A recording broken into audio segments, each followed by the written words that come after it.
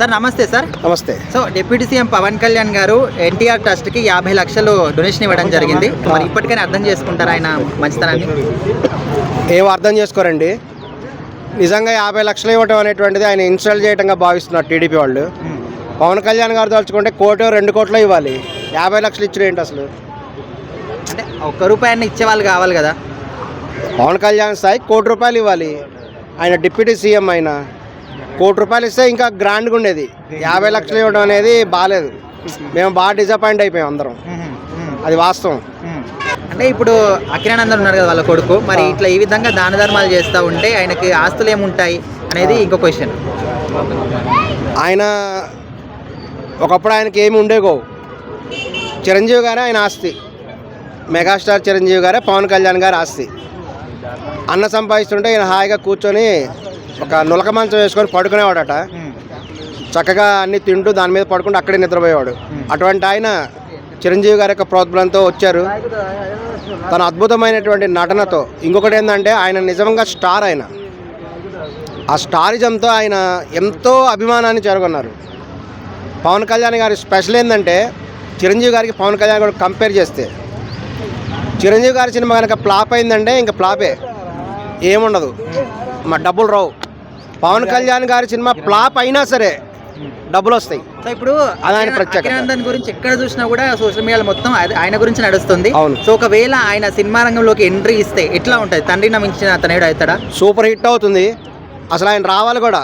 అఖిలానందన్ గారు సినిమా రంగంలో రావాలి అని కూడా అందరం కోరుకుంటున్నాం.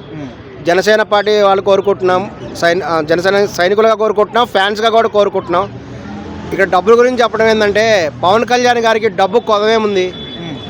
ఆయన ఎంత దాన ధర్మాలు చేసినా అంతే స్థాయిలో ఆయనకు తిరిగి రిటర్న్స్ వస్తాయి. ఆయన కొన్ని సినిమాలు నటిస్తే చాలు కొన్ని కోట్ల రూపాయలు సంపాదిస్తారు. అన్ని కోట్ల రూపాయల సంపాదనని వదులుకొని ఆయన వెళ్ళాడు. ఈవెన్ చాలామందికి తెలియదేమో, ఆయన 3 పెళ్ళిళ్ళు చేసుకున్నారు, విడాకులు ఇచ్చారంటారు.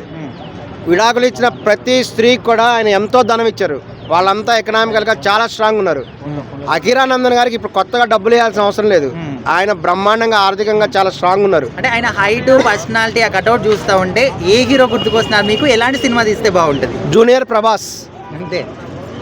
అఖిలానందన్ గారు జూనియర్ ప్రభాసే. ప్రభాస్ గారి తర్వాత ఆ స్థాయిలో ఉన్నటువంటి ఆయనే. ఆ స్థాయిలో ఆయన నడక కానీ ఆయన స్టైల్ కానీ కనబడుతున్నది. తప్పనిసరిగా ఆయన సినిమా రంగంలో రావాలి. పవన్ కళ్యాణ్ గారి వారసత్వం ఉండాలి కదా. రీసెంట్గా చిరంజీవి గారు చాలా బాధపడ్డారు. వాళ్ళ ఇల్లట ఒక లేడీస్ హాస్టల్ లాగా ఉందంట. ఏంది ఒక లేడీస్ హాస్టల్ వార్డర్ లాగా ఉన్నాను, నా పరిస్థితి ఇలా అయిందని చిరంజీవి గారు ఆయన కామెడీగా అన్నా జోక్గా అన్నా కానీ అది వాస్తవం. ఎందుకంటే చిరంజీవి గారికి 2 కూతుళ్ళు, ఒక అబ్బాయి కూడా ఉన్నారు కదా. 2 పెళ్ళిళ్ళు చేశారు. 2 కూతుళ్ళు డైవర్సు. అందరూ పుట్టింట్లోనే ఉంటారు. కొడుకు పెళ్లి చేస్తే ఆయనకు చాలా కాలం సంతానం కలగలేదు. చివరికి ఏదో వైద్య శాస్త్రంతో కొన్ని పద్ధతుల ద్వారా చేస్తే ఆయన కూడా కూతురే పుట్టింది. చివరికి ఇల్లు మొత్తం కూడా ఆడవాళ్ళతో నిండిపోయింది. నాగబాబు గారి కూతురు చేస్తే ఆమె డైవర్స్ తీసుకుని ఆమె ఇంట్లోనే ఉంది. ఇది ఒక శాపంలాగా ఉంది చిరంజీవి ఫ్యామిలీస్లో. సో ఓవరాల్గా పవన్ కళ్యాణ్ గురించి ఏం చెప్తారు ఒక మాట? పవన్ కళ్యాణ్ గారి గురించి చెప్పాలంటే కాబోయే సీఎం పవన్ కళ్యాణ్ గారు. ఆంధ్రప్రదేశ్ రాష్ట్రానికి కాబోయే సీఎం ఎవరంటే ఈయన పవన్ కళ్యాణ్ గారి అనే అభిప్రాయం ఉంది. ఆయన అవుతారు కూడా. దీనికి 100% కూడా చంద్రబాబు నాయుడు గారు సపోర్ట్ చేస్తారని మేము భావిస్తున్నాం.